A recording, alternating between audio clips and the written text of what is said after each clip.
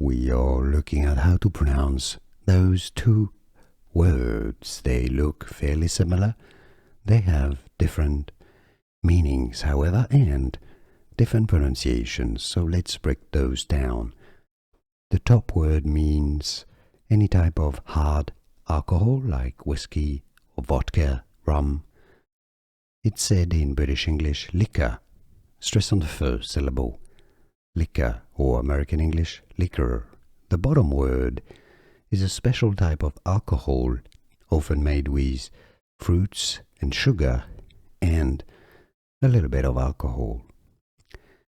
That's a word from French, liqueur, and it's said in British English as liqueur, liqueur, or in American English, liqueur, liqueur. Stress on the second syllable this time. So top word is liquor, bottom word is liqueur or liqueur. And now you know. Did you get this? Let me know in the comments. More videos for you here to learn more correct pronunciations. I'll see you there. Thanks for watching.